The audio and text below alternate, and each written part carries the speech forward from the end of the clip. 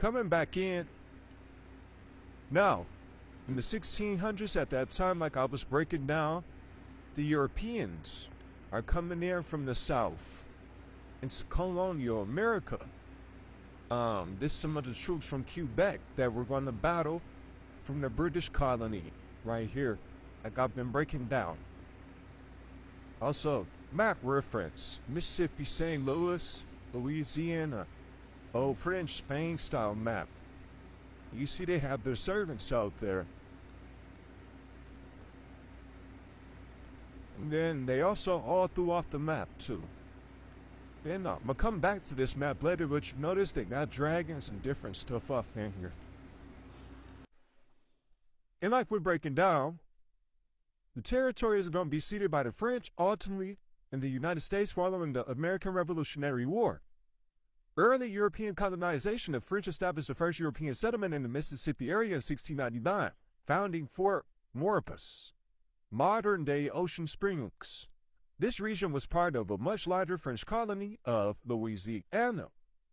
British acquisition in 1763, following the French and Indian War, ceded its territories east of Mississippi River to Great Britain. The British then made some claims to that area. In that French-Indian War, which happened up here to the right, they are going to battle with the Iroquois and convert the Iroquois to the British Iroquois, where they are going to start enslaving others. The Spanish rule. During the Spanish-American Revolution, Spain took control of the region after Britain's defeat in 1783. The southern portion of present-day Mississippi came under Spanish rule as part of West Florida. U.S. acquisition. Spain officially relinquished its claims to the United States in 1795, the Treaty of San Lorenzo.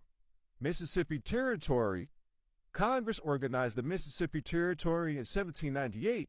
The territory was enlarged the next 2 decades and included the entirety of present-day Alabama, Mississippi by 1813, as you can see to the right of me. We were breaking down from 1792, Mr. Louis LaFleur is going to come down to meet in the United States and getting land ceded to him as the Choctaw area, right? The military area, and he's going to start incarcerating people, right? Mr. Louis LaFleur right there, the Europeans. Now would be done creating that Mississippi Choctaw bear, and those colors would symbolize Spain, Mexico, etc., Palestine.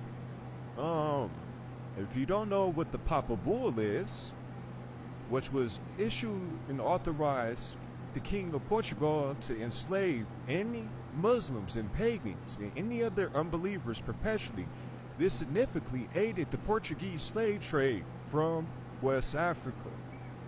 Now, also Nicholas V. Bull allowed it to extend Portugal's dominion over discovered lands and encouraged the enslavement of non-Christian indigenous people in Africa in the so-called New World. And that will take you to the West Indies Federation, which consists of 3 to 4 million people, the majority being West African descent from the subcontinent called the East Indies, which include European, Chinese, Arabs, and mixed many descents of mulattoes, but also Afro-Indian, Euro-Indian, and mixed Chinese. They were reformed Protestants with significant numbers of Catholic, Hindu, and some Muslim populations.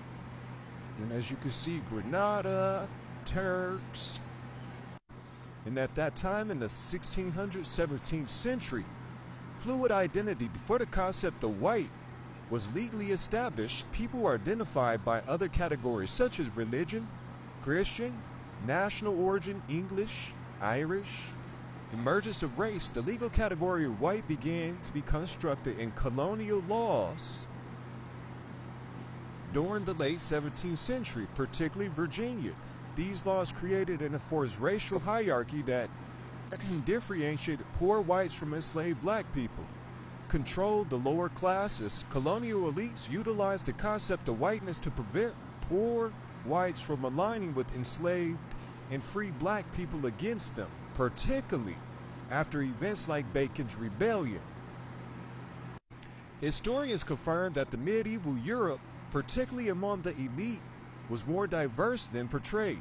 Intermarriage and other connections with Norman, Iberian, Moorish, Leviathan populations meant that some noble families could have had copper-toned complexions. Vast intermarriage networks. Medieval nobility viewed marriages as a strategic tool to build alliance with increasing their wealth and power. This led to vast pan-European network of intermarriage, which extended to broader regions and beyond, including Moorish Spain and the Levant.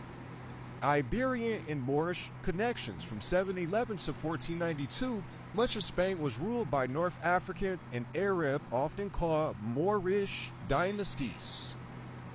Despite periods of conflict, Christians and Muslims interconnected through trade and diplomacy, and sometimes marriage.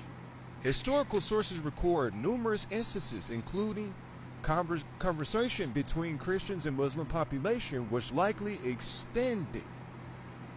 Now, once we go to the law book, before Norman conquest, a free man might be a man of a small estate dependent on his lord. Not every man himself a lord and is bound to a lord, which will be called his majesty. And for the Hebrews, it'll be Moloch. Just using them as an example. When they get naturalized over here, they will become free white persons. All races, including the European race in the countries they have migrated. It includes intermixed peoples, Celts, Scandinavia, Iberia, Latin, Greek, Slavic, Magyars. It includes Basque. It includes Celt-Iberian, Moorish inhabitants of Spain, Portugal, mixed breed, Latin, Phoenician, North African inhabitants of Sicily. They will be free white persons. It does not include the Caucasian race, Aryan race, European, mixed Indo-European, Asiatic. They will not become free white persons to rule. This has nothing to do with the people, but everything to do with His Majesty, the Hebrews, the Jews, the Europeans. That would be more so Nipsey Hussle, the Tobacco Indians, His Majesty, and the African American is trademarked, which is not me. Stay tuned for the next video for more. Did you know? Flocka.